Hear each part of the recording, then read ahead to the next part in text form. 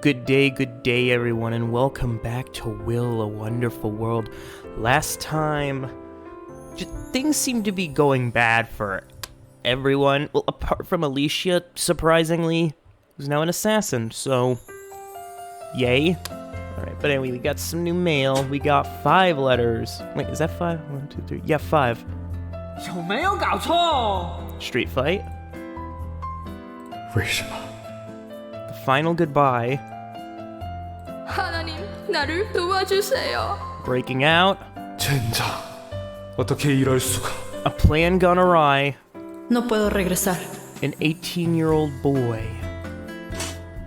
5 different people. I think let's keep going on an Alicia roll. 𝐬𝐬-7042. The flight from Hong Kong to Tokyo. This was my first time on a plane, yet it wasn't as excited as I had imagined it would be. I closed my eyes, hoping that I would fall asleep until landing. After a while, the plane encountered some turbulence. Face tightened a little, not because I was scared, because I was annoyed that it disrupted my dream. I was dreaming of Carlos. We finally got to see each other again. Late at night, even though we had not seen each other for a long time, neither of us said anything. So dark I couldn't see what he looked like as a grown-up. Lips moved, about to say something. Suddenly the ground beneath us warped into an enormous wave and swept me away. I opened my eyes, and the boy next to me handed me one of his earbuds. Thought I was afraid. Tender music was flowing out of the earbud. I smiled at him with gratitude. He had a short and curly dark hair. Looked like he was about 18 years old. Carlos about the same age now. I fell asleep again, although I didn't go back to the same dream. 4 hours later, the front desk of the Prince Hotel in Shinjuku. I was checking in. Coincidentally, I ran into the boy who was next to me on the plane. Also, his room was right next to mine. It said his name was Lin Wei. He was here on a trip by himself and suggested that we should travel, if that was okay. I agreed, but it would have to wait until I finished my business. Sun was about to set when he knocked on my door, told me he had rented a car and asked if he'd like to go with a ride to the beach. I said yes. His eyes were a little red, and we didn't say anything to each other on the way. He didn't go directly to the beach. He circled around Shinjuku a couple of times. If he weren't so upset, I would have suspected that he figured out who I really was. I never knew that this target this time was still a kid. Half an hour ago, I received instruction from Ray. Target this time was the person staying in the room next to mine, Lin Wei. He was the only child of the boss of Lin Inc., who ran the Black Dragon Gang. Whenever Ray gave me an assignment, I never questioned the reason. This time, I really didn't need to ask. The boss of Lin Inc. was in his final year. Some elders in the corporation had brought the idea of looking for a successor. Obviously, the big boss wanted his own son to succeed, and everyone knew him. But I knew Ray too well. He wanted to be the successor. The gang had plenty of enemies in the criminal underworld. This time, Lin Wei was traveling to Japan alone without any guards. It meant this would be a perfect opportunity for Ray to take him out of the equation. It was quite windy by the ocean. There were a couple of tourists hanging around the beach, planning to complete the assignment once they left. Lin Wei stood there facing the ocean, his eyes closed, arms spread, looked like a bird who wanted to take a ride like the wind and fly into the sky.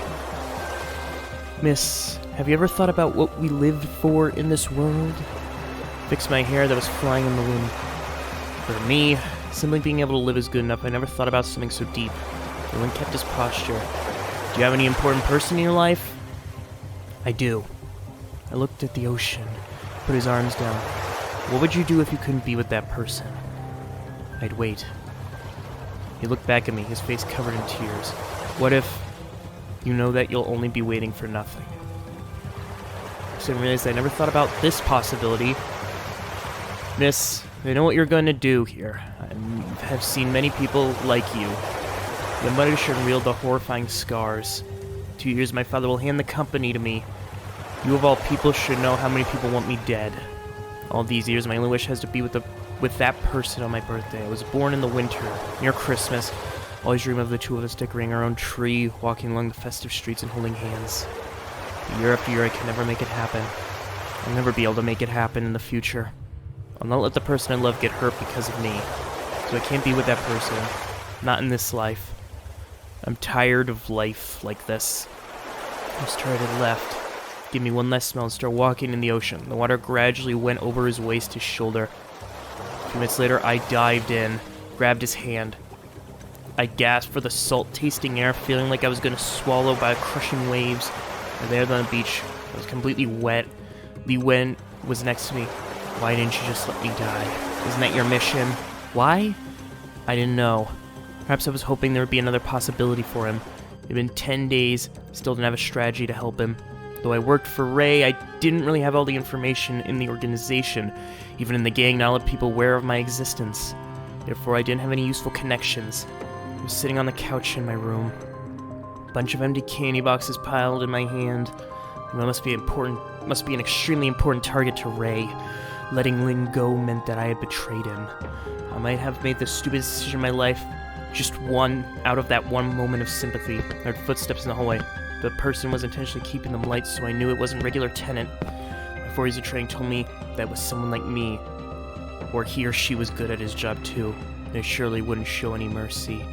Alicia. So...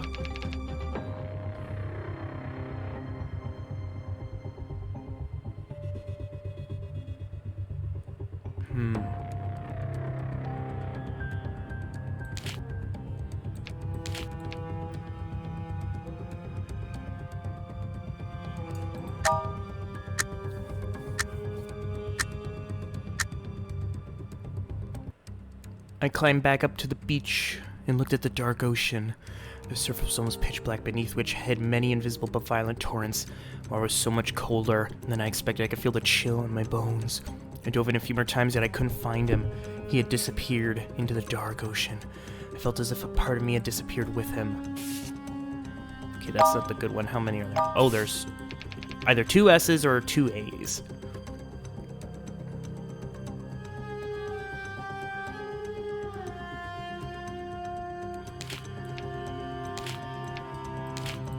What would that do if I dive first?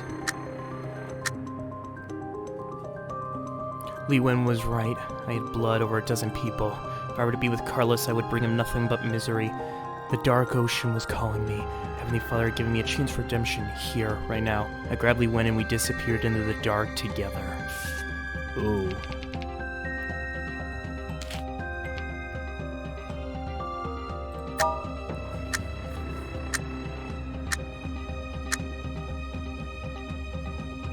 𝐬𝐬 was right. I had the blood. Oh, same thing. So this was pitch black, which had many violent torrents. The water was so much colder, I could feel a chill in my bones. He grabbed my hand and he was guiding me ahead. Suddenly understood. Heavenly Father gave me a chance for redemption. We held our hands together and disappeared into the darkness. Nope. The last tourist had left the beach.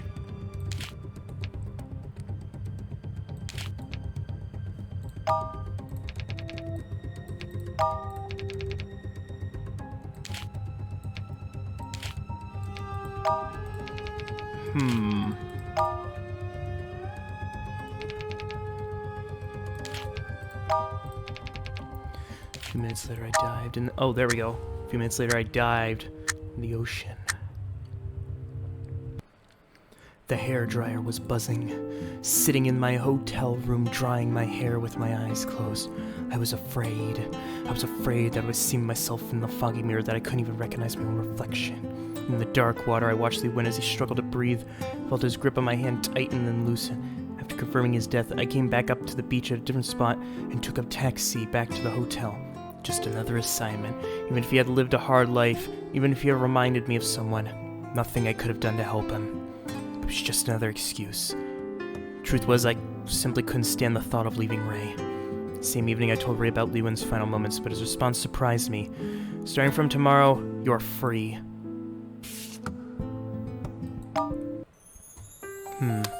Interesting. We haven't seen 𝐬𝐬 in a while. The final goodbye. I sat in the exam room of the hospital. My fingers kept tapping my knees. Maybe it was because of my past experiences, but anytime I had to deal with a hospital, I would always worry about the worst outcome. After a long while, the doctor finally came in. He closed the door and sat in front of me, my hands clenched in fists. He opened the test results and read through them. He looked up from the document and stared at me. What is your relationship with her? Diagnosis is stomach cancer. I was stunned. It really was the worst outcome. I couldn't believe it. I couldn't really remember what the doctor had said afterwards. Took the results and went back to the patient's room. I looked at her, still sound asleep. Wonder if she would just keep sleeping like this. Maybe she'd never wake up again. Yang Yin had told me her story. She had been all alone, no family for a long time, just like me. And now with this diagnosis, she would have to deal with this all by herself. I could see her bright eyes looking into mine in the flickering candlelight. I crumpled the test results in my hand. When Zoran. What do I...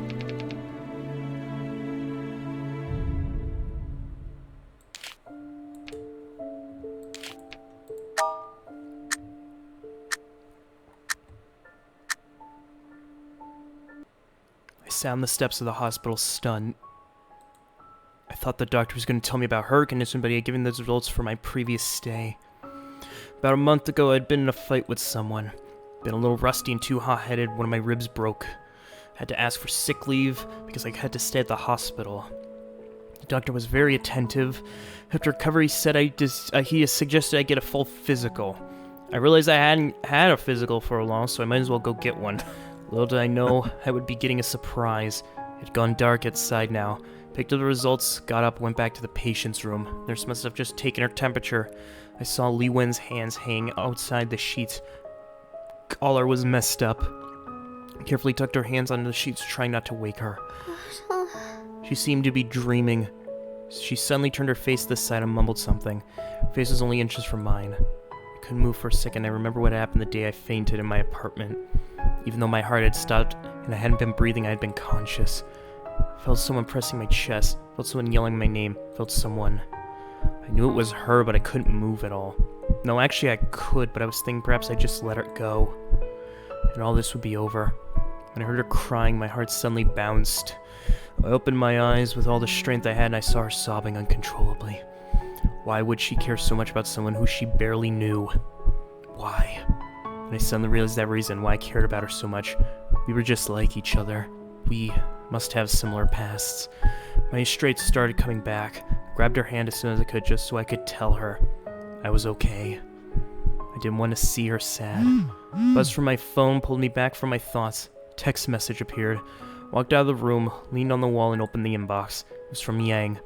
She had received my text about my condition and she wanted to see me at the coffee house there. Pressed the delete button. It had been a habit of mine for a long time. I'd always delete texts as soon as I read them. I would always get so annoyed if I have too many texts. There were 4 other texts left in the inbox. It's raining. Remember to bring an umbrella if you're heading out. Deleted. There's a book signing at the west entrance right now. I just bought an art collection. Would you like me to get you one? Deleted. There's the art show today was really cool. Thank you so much for the ticket. I'm in the gift shop near the north. They have a lot of cute things. Are you coming? Deleted. Mr. Ren, I'm about to head back. Thank you. Deleted.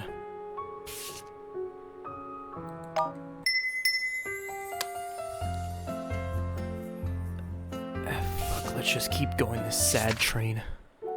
My name is Park Seung-gun. I'm 14 years old. I lived in the mental hospital. Vice president of the hospital was Dr. Lee Young-sok. He was also my supervising doctor. Ever since I had been sent here at 12, he had been raping me. He used to cry out loud in my room and hide, but they would scream to shut me up. Kept a diary to relieve my stress, but I realized the nurse would read it behind my back. When I was feeling extremely desperate, I would pick up a pen and stab myself, force myself not to cry no matter how painful. It was an exercise. After a while, I gradually become numb to the pain. That way it'd be less painful when I had to go to that room again. Most of the nurses were women, but I did know one male nurse. His name was Lee Young-shal. The other nurses said he was the nephew of Lee Young-sok, and that was the only reason he got the job. Every Tuesday, he would take me to Lee Young-sok's office. He would then just wait outside until it was over. He would bring me back to my room. One day, he noticed my scars. He could tell that those were not caused by his uncle. After he found out that I'd been hurting myself, he confiscated my pen. Coward. He knew what his uncle had been doing to me. I also knew that he read my diaries. He was too afraid to stop his uncle, but he would only take my pen away. I closed the door, threw myself at his feet, held onto his legs, begging and crying at the top of my lungs. As expected, he panicked, touched my head with his hand, trying to console me. Since that moment, he became an ally of mine. As an ally, he would sometimes use his limited power to get me some small privilege. I could walk around the garden a little longer than others. If I could hold on a little longer, maybe I could find a chance to escape. Just when the tiniest ray of hope began to show, I heard a piece of horrible news. My mom had died. I overheard it from the nurses. None of them would tell me the news to my face, but they would gossip behind my back, commenting on what a poor child I was. I didn't want their pathetic sympathy. I just wanted Mom. For the last 2 years, no one had ever visited me. Why had Mom never come? I knew why. Must have something to do with Dad. He sold me off first, kept torturing Mom at home, and prevented her from visiting. He was not my dad. He was a bad person, a monster. I wanted to kill him. I pretended that I hadn't heard the news. Every night I would cover my face with a blanket so the nurse wouldn't notice me crying. Secret, I began my plan. Another Tuesday night, in a room without light, only pale moonlight. He and I, 2 people. Everything was exactly the same 2 years ago, except for the lack of a sinister smell in the air. I'd long given up the fight, so he no longer needed something like me that to subdue me. But this night wouldn't be the same as usual. He didn't expect me to pick up the chair and throw it at his head. He pushed me to the ground. 𝐬𝐬𝐧'𝐭 was outraged, slapped me square in the face thrice with both of his hands.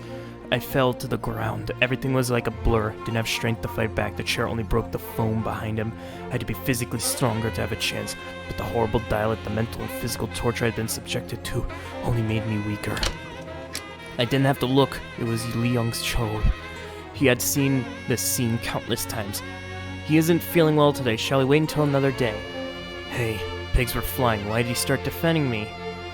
I chuckled twice, despite my bleeding lips. Who gave you permission to speak? Facing the rage of his uncle, a little bit of courage he had mustered crumpled immediately. He walked out of the room in silence and closed the door. Nothing had changed. 𝐬𝐬𝐧'𝐭 took off his belt and gave me an unusual lesson, followed by the usual routine. Nothing had changed. No, that something had changed. I had changed. I was no longer that same kid from 2 years ago, even though I really couldn't remember what I had been like back then. Nevertheless, I knew one thing for sure. Even if I had become a pile of worthless human garbage, I would not stay here forever. I wanted to go home. I had to go home. God, do you hear my wish?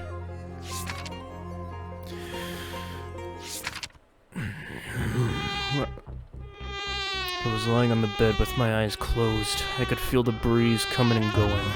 The annoying mosquitoes kept interrupting my thoughts. Damn pests. Flicked the bloody body of mosquito away like a booger. Dinner time. Small tray pushed through the tiny window. Bowl of rice, plate of cabbage, 2 pieces of fried chicken, and a banana. Why do I only get 1 piece? The fat man in this opposite yelled at the guard who was delivering the meals. He didn't get an answer. Picked up the banana and started peeling. My diet had actually become healthier since I had been sent here. Never had a meal on time back at the station. The only food was burgers, chicken, fries, and the occasional leftovers that had been around far too long. There had been only a few times I would eat nice meals when Chang would bring some of his homemade bentos. Kid was always saying something like a healthy body is necessary to defend justice, which makes him sound like a whiny old lady. But I was starting to miss that kid. No idea how he'd been doing. He must be in a lot of trouble right now. Or maybe not. People who had framed me must be keeping him out of this case altogether. What happened to Minjun was my fault. The day I went to rescue Yeon, I tried to get Minjun to join, but I hadn't been able to reach him. The kid has always been the one person who would never miss a call. First time I couldn't find him. Soon realized that something might be wrong. Never showed up to the police station afterwards. I told Chang that Minjun had been sick, but I honestly had no idea where he had been. Turned out he was dead. His body had been hid in my room. He must have known something, and they had killed him for it. The murderer must have also known it was the same day as the anniversary of the lieutenant's death. He even knew that I would be drunk that day, so he would have a better chance of success. 2 birds, 1 stone. I had some idea of the bastard who would do it, but I have no evidence at the moment. I need to find a way to get out of here. Tall shadow moved to the cell floor. The guard who brought the tray was still there. He was watching me eat, almost like he was monitoring me. His name was Yong Hyuk. At least that was what I heard the other guards calling him. He was over 2 meters tall, very muscular. Must have been the most menacing person in the detention center. Anyone who stood before him might feel like they were standing in front of an impenetrable wall. However, Hawk had a secret. Detention center number 6 was the prison that used to hold police officers who had been in trouble, not belonged to the police system, and therefore was not under the supervision of police bureaucracy. Therefore, anyone who had been thrown there would have to go through a ritual. The fat man was locked up because of a 50 million yuan bribe. Every day he was forced to strip naked and was blasted with cold water. It wasn't much different than a cold shower to me, but he would be screaming bloody murder every time the water hit. The more he screamed, however, the more excited the guards got. For them, it was kind of entertainment. Hawk's reaction seemed a little different than the cheering mob. One of my best buddies was gay. I could sense the same vibe from him. Fat man yelled at me in a lowered voice, "Hey, can I trade this banana for your chicken?" "Screw you." But I suddenly had an idea. I need someone's help. 20 minutes later, Hawk came back with the trays. There was something extra, a small note. All I could do was wait until the middle of the night. Midnight, most people were asleep. I was sitting in the chair in the interrogation room that had numerous occupants. A piece of yellow tape covered my mouth, my hands had been cuffed behind my back, many brand new scars had been added to the current collection on my body. I had made a mistake. Hawk was standing under the light with a belt in his hands. His uniform was now soaking wet with sweat. Just a moment ago, the belt hit my left eye, which was so bruised I couldn't open anymore. I hated these simple-minded meatheads, especially when they could overpower me. If he had simply agreed to my proposal, I would have let my buddies find him a few handsome guys as a thank you. Then everyone would have been happy. Now he was torturing me for nobody's benefit. Well, since excitement had not worked out, that left me no other choice: threats. How was I supposed to threaten him under the current circumstances? Should I summon that guy? Didn't seem like a good idea. Hawk seemed like he would never get tired. The pain he had inflicted on me was almost to the edge of what I could tolerate. I had been trying my best to control it, but in the end he still woke up. Light from the bulb cast some shadows on his impatient face.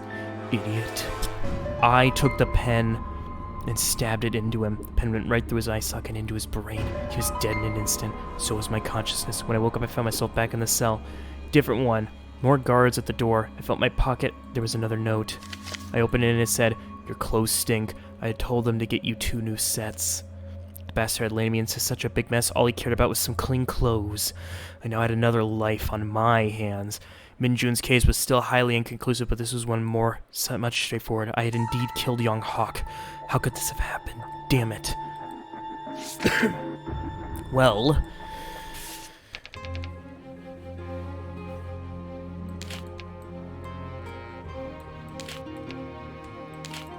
let's try this. Old switcheroo. Everything I did wasn't able to stop him. Lost consciousness when he eventually pinned me to the ground. When I woke up, I found myself back in the cell. There was no notes. The guy would have left a message for me. Although there was a couple of times before he didn't leave a note. I've been living with him for 6 years. I still couldn't figure him out. I don't like the look of that achievement. I plunged the pen deep into his throat. He stumbled back, pulled out the pen, and threw it to the floor. Blood was gushing from the hole in his neck. I could see that he wanted to kill me very badly. However, with one hand covering his wound, he tripped and lost his balance, making the mess of his office. He was soon lying on the floor with his eyes wide open, but he was no longer breathing. He was dead, but that was too good for him. Before anyone noticed what had happened, I searched through him. I found his hospital keycard, some cash, and a Swiss Army knife. Ripped his clothes and pants off of him. I put them on myself so that mine wouldn't get bloody. Then I cut his thing off, stuffed it in his mouth. I felt so relieved in that moment. Even the air in his room felt slightly cleansed. I opened the window and slid down the pipe. The security guard on duty was watching TV at the main gate, ducked down and snuck past the window, opened the gate, and ran out. Finally, I was free. Finally, I could go home.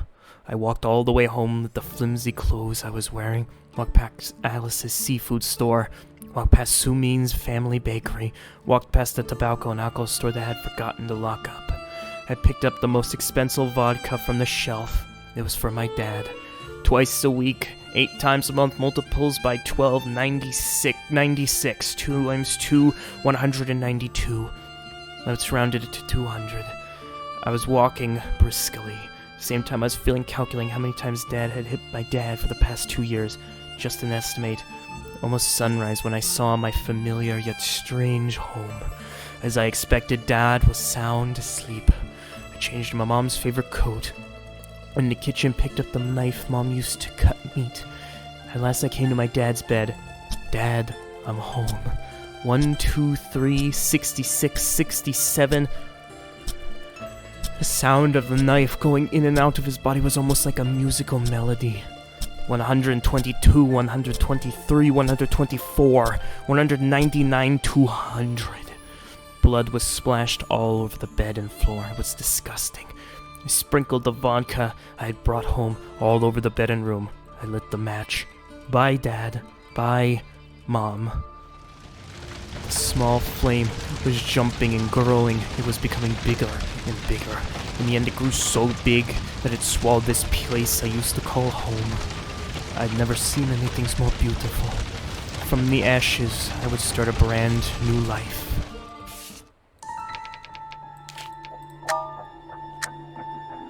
Well,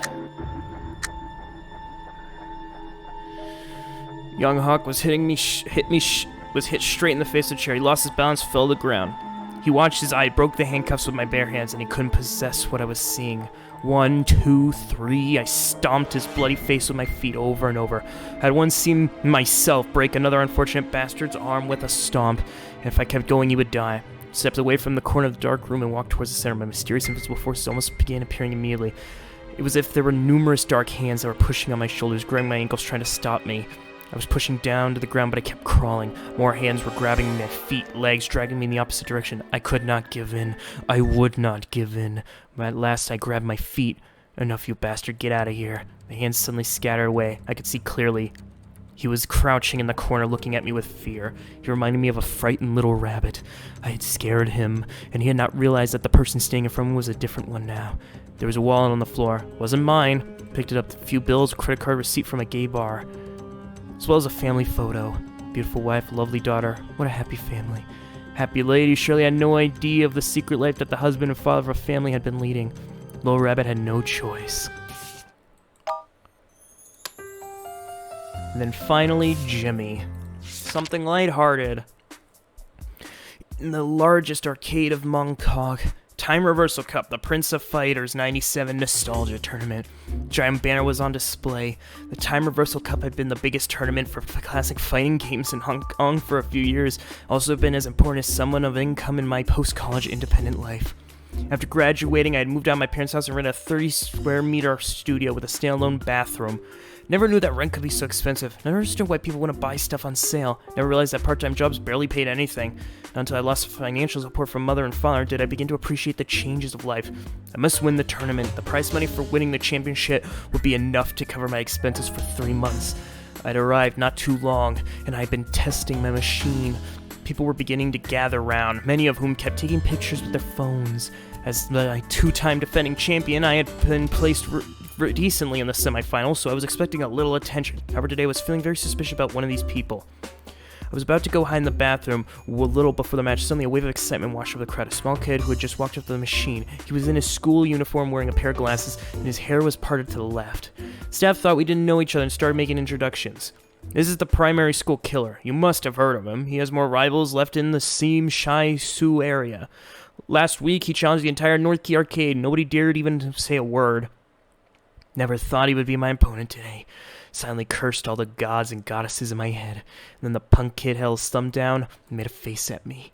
The crowd booed loudly. The booing went right into my head, along with the history of our rivalry. Now watch out, you punk. Big Brother's going to teach you a lesson for the sake of your parents. Let me show you how to be polite and respectful to your senior.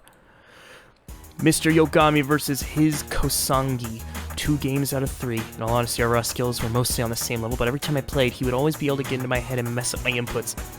I would be thinking of a punch, but press a kick. I was trash in the first game. Tried my damnedest to win the second. Here came the deciding game. Crowd had become wild. Time to go to hell, you little punk. Hell, hell, hell, hell. At this point, both of our HP gauges were alarmingly low. Special moves were fully charged and ready to go. If either made a mistake, the world would immediately land a combo and finish the game. Slightly wiggled my sweating right hand and retreated. The punk kid took the bait. His punch whiffed. Now's my chance. I commanded Yogai to jump behind him, ready to unleash the final combo. G Shiki Yori Ori. 2B, 5A, 127 Shiki Akana Hane 1. Shiki Akane Hane 2. After 2 consecutive Akane Hane, my opponent had just been thrown into midair. Finally time to end this game with the desperation move. Joystick, right, down, left, left. Joystick, left, down, right. Hard punch, C. Ghostly purple flames appeared. Light pillars were bursting from the ground, one after another. Desperation moved. Yura 108 Shikiyo Sakaizuki. Oh, that was the wrong move. It was an amazing move that could stun the opponent, but its only drawback was that it was slow. Kusanagi quickly stretched away from the pillars, nullifying the attack. Oh, shit. The punk kid smiled behind his glasses. Kusanagi jumped on top of me, hit me right in the face. Still in recovery from the previous move, so I couldn't defend. Ken then kicked me in the air. Raging fire erupted in his hand as he held it high. It turned into a devouring firebomb while I was staring in shock. It blew Yogami into the sky. KO. Yogami kept flying upwards on the screen. My heart was sinking all the way into the ground. I lost. My prize. Gone. I might have to borrow money from my father to cover the rent. He once again tried to persuade me to go to work at his company. Mother would then try to set me up on a blind date, forcing me to meet people who I had absolutely no interest in. Yet I would have to pretend to smile the whole time. No, my dear goddess of fortune, please take me from here. Alright. Okay, 6 different things I can do. This is bad, so, well, hold on, let's redo that. And then the history. How many do we got? 5. Okay. Alright, let's see. There we go. Hard punch before the joystick. Got me step forward, left high in the air, smacking Konosaga into the ground. Special move 127 Shiki Aohana 3. Wrong move. Opponent was knocked to the ground. The combo was terminated, but ending the combo with a special move was not powerful enough to KO him. I quickly readjusted, following up. However, my momentary hesitation had been decided the result of the game. The punk kid smiled behind his glasses while I was still moving the joystick in preparation of the next move, and unable to defend myself, Kusanagi jumped and hit me in the face, then kicked me in the air. Raging fire turned into a devastating firebomb. KO. My heart was sinking all the way to the ground. I lost my prize. God. Alright then. At least this one, there's only a few combinations I can do, kind of like a real video game, so... Yugami's hands morphed into a blur. He grabbed Kusanagi and slammed in the ground. His attacks, filled with every last drop of his power, washed over his opponent like an unstoppable waterfall. Kusanagi couldn't even hold his posture. Desperation move. Kin 1211 Shikiyo Otome. KO. Yes. 3 months of expenses. See how it's done, you little punk? After the ceremony, I was about to duck out of the arcade when the punk kid suddenly blocked my way. What, you look for a real fight now? Don't you know the fame of beating up both a senior home and a kindergartner on the same day? Quietly thought to myself. Congratulations, mister. I bought you this newspaper as a special gift to you. I took the newspaper. It was some random tabloid. Cover page headline. Despicable. Hong Kong youth molest child in the streets? The hell was this? Several months ago, I had beaten up the little punk primary school pre-bat in another casual tournament. A few days later, an article began circulating about me taking off my pants on the street and mooning some little kid. There's even a picture to go with it. Yet when you judge it by the shape of the percentage of body fat, that was not my butt. And the funny thing was, when I tried to remove the censor boxes through some technology, I realized the kid in the picture was exactly this little punk. When have I ever taken a picture of him? Besides, what kind of twisted mind would make up such gross, embarrassing idea in the first place? How much should I going through the trouble of faking a picture? I had to hack a dozen websites to delete all the articles. Now you had to print on paper. I didn't know who was more despicable in this whole ordeal. In any case, the more despicable the story, the faster it traveled. People would believe this kind of garbage. People in the arcade were even staring at me. I knew they had not come here for the tournament. What? Do you expect me to tear the paper into pieces and make a scene? Screw you, little punk. Stuffed the paper in my bag with the prize and walked out of the arcade. It was drizzling outside. Life is Good was playing in my headphones. Decided not to take a cab and walk to my apartment. Bumped into a few people, but nobody gave me trouble or even a second look. Yeah, why bother with other people's opinions? This was my life, the one I had always wanted. Fair enough, and that's all of them. I think time for another story. 好想再见他一面。 The cafe across the Lo street. siento. The guest with a beard.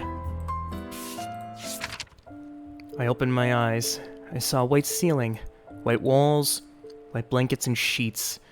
I could smell the strong odor of detergent. How'd I end up in the hospital? It was very late. No one in the hallway. I found the nurse station and asked for my record. Gastritis. Never knew gastritis could make someone pass out. Nurse told me I was mostly fine. I just need to take medication for a couple more days. But it was already too late to be discharged today, so I'll have to wait until tomorrow. She also mentioned that it was a middle-aged man who brought me in. Middle-aged man? Could it be him? Probably not. There are plenty of middle-aged men out there. Since I was mostly fine, I decided to go home anyway. I couldn't stand the sight of the hospital for 1 minute. I had too many mad memories of the hospital. Young woman was standing at the hospital entrance looking down at the ground. He was feeling bad because a family member had been sick. Walked towards the station. Last crossing. Lights had turned from green to red. 2 people sitting next to the window in the coffee house across the street. 2 very familiar people, Miss Yang and him. Stepped forward without even realizing it. I'd forgotten about the red light. Truck charged directly at me. Its headlights blinded me. My tire body was swallowed by the light. Truck didn't stop after hitting me. I had been left lying in the street when someone found me. Happened to be the same young man who had been staying in front of the hospital. Brought back, but this time I wasn't mostly fine. I would probably not survive the night. Realized I had so many regrets. Why couldn't I tell him how I truly felt? Why would I always have to be torn apart from the people important in my life? Li Wen.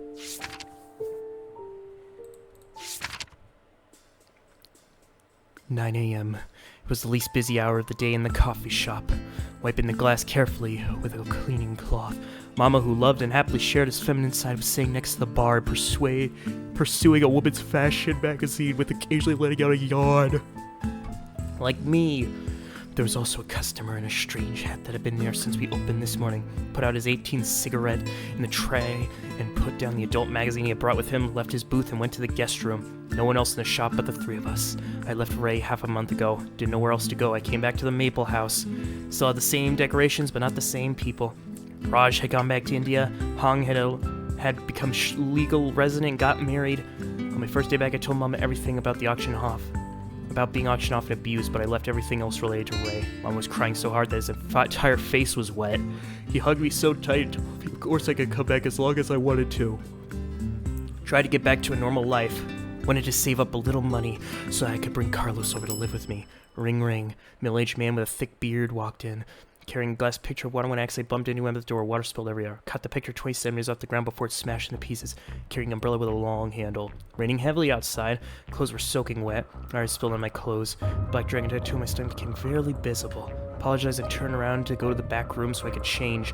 I'm in a hurry. I heard something else hidden inside his 4 words. It was an extremely familiar sense of menace. Then I noticed an umbrella out of the corner of my eye. I didn't suspect anything earlier because of the rain. I realized this was completely dry. I ducked down and sprinted to the kitchen. Multiple deafening gunshots erupted behind me. The meticulous painted walls were littered with holes in it from a shotgun.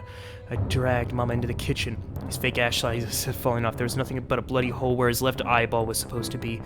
His and my blood were spreading all over the kitchen. I heard a flush coming from the restroom and nothing else. He was so confident that I wouldn't bother coming in to make sure that we were dead. Beer man must be coming after me. Couldn't be here for any other reason but revenge. I had made a mistake. I should not have come back. I should not have expected to lead a normal life. I was becoming cloudy. I'm sorry, Mama. It was my fault. Oh.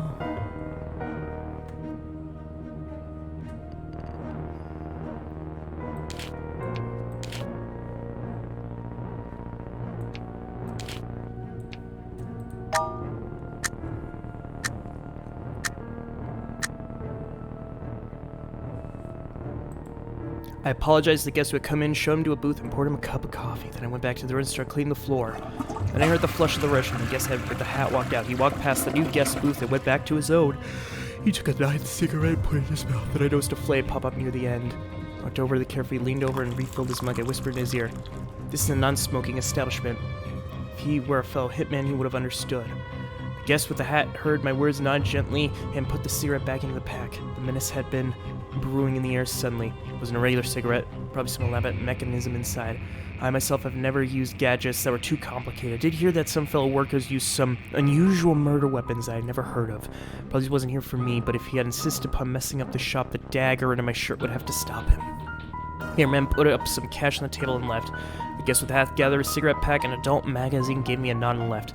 Soon noticed that I was being followed for the next few days. There was more than one on my tail. None of them were just random slob. I couldn't tell if it had anything to do with the guests from that day. I asked Mama for some time off on the side to stay out of sight. At the very least, I couldn't bring Mama into this. I was drenched in sweat because of the nightmares. Now my clothes were already wet. I decided to go home in the rain. Walked into the rain towards the subway. Last crossing, lights had turned from green to red. I saw 2 people in the window. 2 very familiar people, Miss Yang and Wen. Stepped forward, gun about the red light, truck charged. My body was swallowed. It didn't stop after me. The rain was so heavy. I could feel the warmth of my body washing away. It was getting colder and colder. I was freezing. I struggled and took a phone out of my pocket and opened the recording app. No matter what, I had to tell him how I felt. Mr. Wen, I think I'm dying. It hurts really bad. I want to tell you something. The day of the exhibition was actually my birthday. I haven't celebrated my birthday for years, so thank you for the ticket. I really wish that I could see the rainbow in the mountains with you. It must be beautiful. Too bad I probably can't make it anymore. I want to leave you everything I have in my apartment. There's still many boxes of chocolate milk left. Don't let them go bad, please. I really like your sketch. I was only kidding last time. And phone fell on my hand. I kept recording the sound of the rainfall.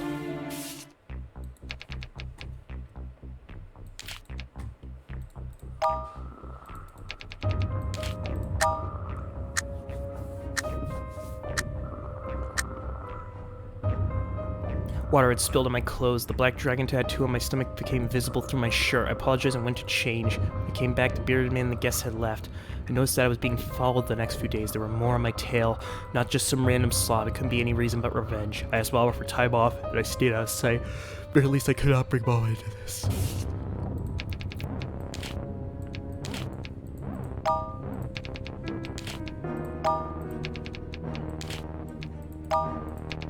What do we got in the history? Okay, so there's one ending and a bad ending for her, and for her it's nothing. There's...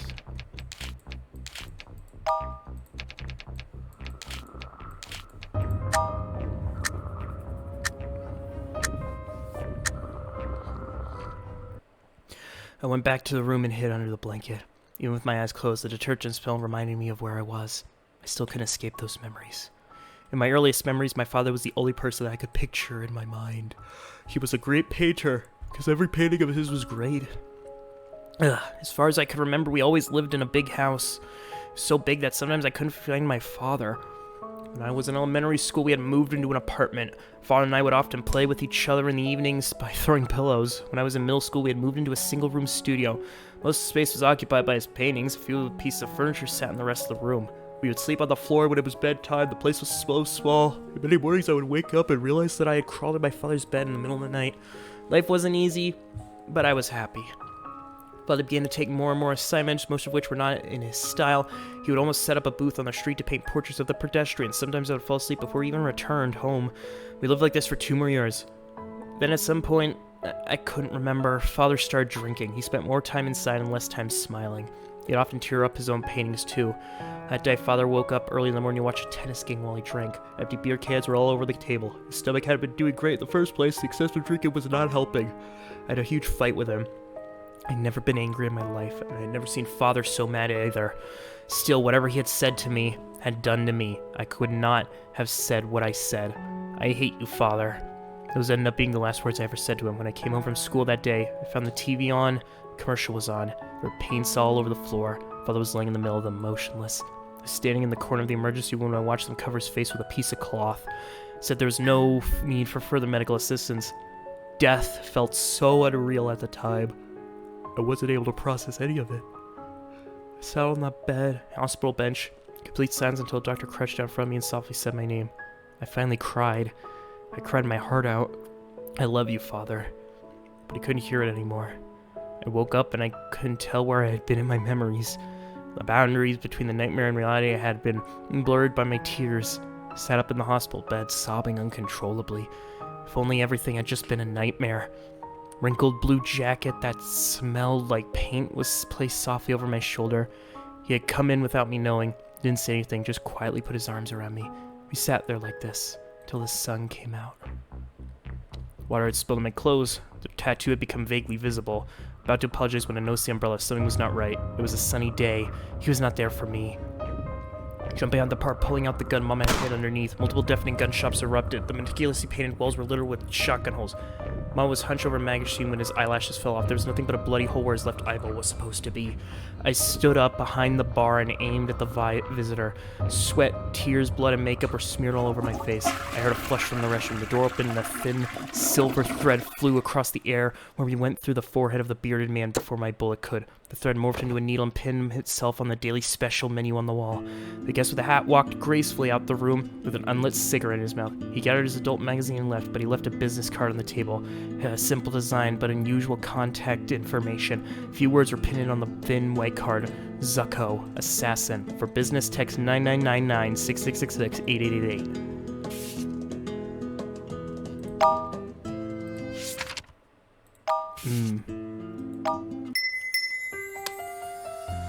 Well, I think that's gonna do it for now. Another sad note to end on, but this game is nothing but sadness after I thought I would be happy, but it's not. Anyway, thank you guys so much for watching. See you guys next time. Thank you guys so much for watching, and remember to have yourselves a good day. Or at least try to, because this game isn't making it easy.